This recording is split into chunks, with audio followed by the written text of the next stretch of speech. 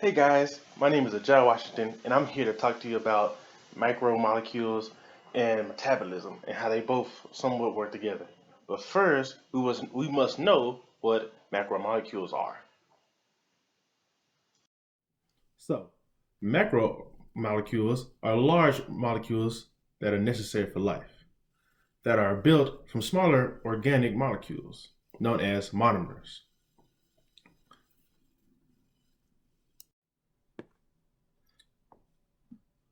So, dehydration synthesis creates new bonds by mashing two molecules together and releasing the water out of both molecules, creating a new molecule. However, with hydrolysis, the bonds are breaking and releasing energy, and the energy is going everywhere and such.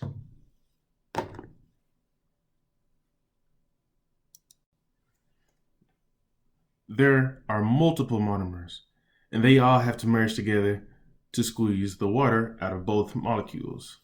Hint, hint, dehydration synthesis. Now, there are four major biological molecule classes. There's carbohydrates, lipids, proteins, and nucleic acids. Now, carbohydrates. You always hear people talking about carbs and how many carbs you should eat, or you should take in less carbs and etc. and stuff like that. But who really sticks to diets? Honestly, on the cool. So good examples of carbs would be grains such as bread, macaroni, pretty much anything that's wheat. But carbohydrates are actually really good for you and important because they are a great source of energy because they contain quick energy that comes from the sugar that the carbohydrates produce from the molecules in your body. This is the chemical formula for glucose. As you can see here on the diagram, I have 6 carbons, which is the blue, 12 hydrogens, which is the red, and 6 oxygens, which is the yellow. In humans, glucose is an important source of energy, especially during cell respiration. Energy releases from glucose, and that energy helps make ATP. Along with the formula for glucose, this is also the same formula for galactose and fructose, which are all sugars that contribute to carbohydrates. Which is why it is good to eat pasta before playing a football game or any other sport. And on top of that, the glucose that comes from the carbohydrates is also good for ATP, which is needed for cellular respiration, which we all need that. Lipids are fats and oils. They are known for having 2 types of building blocks, which are glycerol and fatty acids.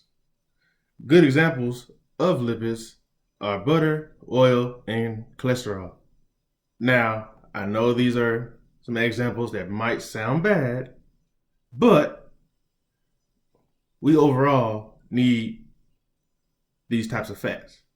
And it's not bad fat. It is the type of fat is what makes it bad, like saturated and unsaturated fats. So lipids are not bad people, okay? They're not bad. It's just the type of lipid it is.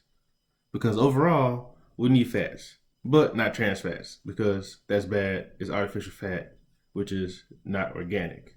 But even then, to a certain extent, they can be useful as well. As you can see here on these diagrams, I have saturated fat and unsaturated fat.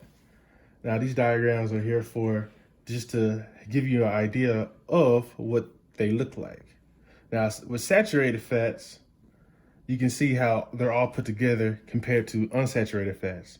And believe it or not, saturated fats are actually not that healthy for you, because that's a harder fat to get rid of because it is so put together.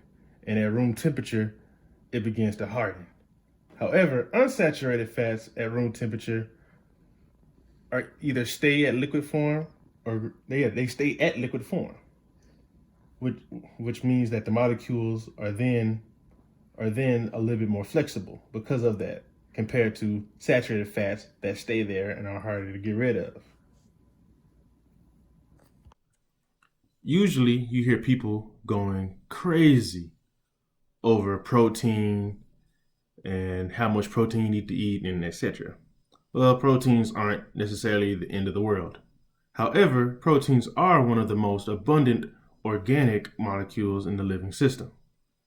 And they have the most diverse range of functions of all macromolecules.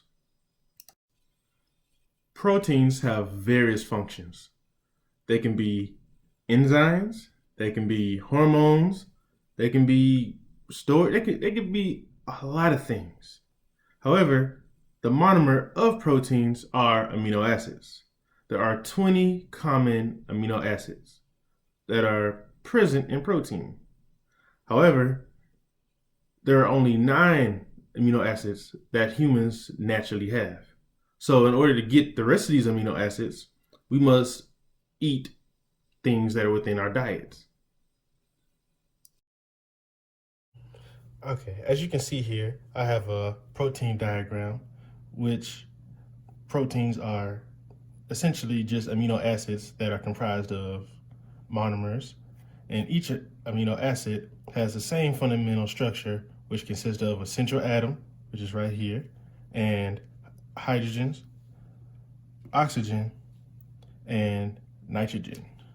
Now, this purple one right here is known as the R group. The R group is essentially, one could look at it as a filler for whatever that protein is needed for. So essentially, proteins can be turned into many various different types of bodily functions. Whatever the body needs, proteins are able to transform into whatever that cell or body needs, which is why the R group is there. Nucleic acids are the most important macromolecules for the continuation of life. They carry the cell's genetic blueprints and carry the instructions for its functioning, which means, yes, DNA and RNA. Now, the monomers for the nucleic acid is called nucleotides. And we see the same groups of molecules like carbon, hydrogen, and oxygen, which consistently make up glucose, which is energy. But nucleic acid has an additional 2 molecules that consist of nitrogen and phosphorus that helps with other functions. As you can see, I have a nucleic acid or a base nucleic acid. I have my sugar, my phosphate, and my nitrogen. Now, nitrogen is a very, very important component because of the nucleotides that are there. A nucleotide are organic molecules and that contain carbon and hydrogen. They also contain as a amino acid group that has the potential of binding extra hydrogen and decreasing hydrogen ion concentration in this environment, which making it a more basic, one would say. Now each nucleotide in DNA contains one of 4 possible nitrogen bases, which are usually other nitrogens connected to each other. I know you're probably wondering, what does macromolecules like carbohydrates, lipids, proteins, and nucleic acid have to do with your metabolism? The macromolecules that we ingest are used for energy, as you know, but the metabolism process is how your body breaks down macromolecules. that we eat into energy or even possibly new molecules. Now, remember when I mentioned dehydration synthesis and hydrolysis? Well, both of those reactions are part of what scientists like to call the metabolic pathways. There are two types of pathways. There are anabolic, which is when small molecules turn into big molecules, as I can show you right here. And then they turn into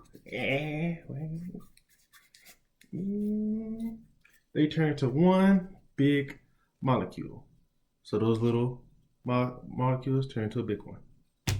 Then there's catabolic, which is when a big molecule turns into smaller molecules.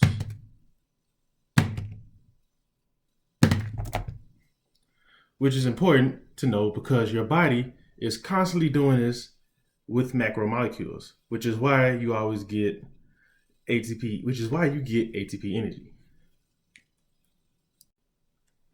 Everything in your body needs energy, even for the breaking down and creating of molecules that produce energy.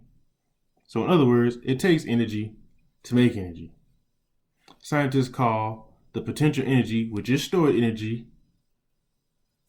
exist within chemical bonds.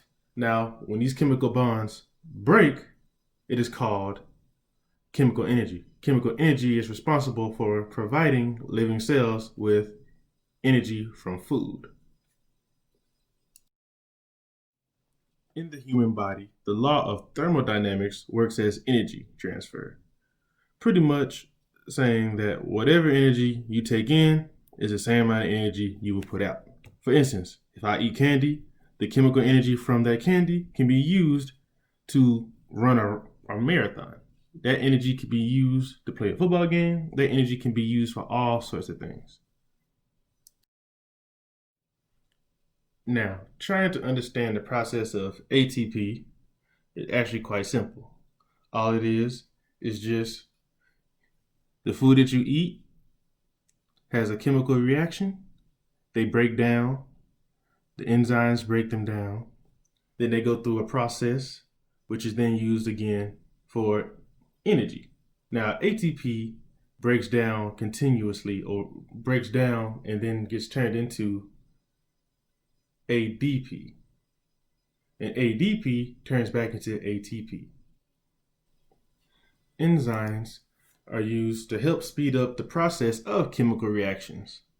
These enzymes can sometimes act as substrates that can be used to transform these enzymes into whatever the body needs at that moment. Kind of like, pretty much like a protein. That's essentially what enzymes are. And they're also made up of amino acids and lipids and pretty much macromolecules. And enzymes play a huge part in DNA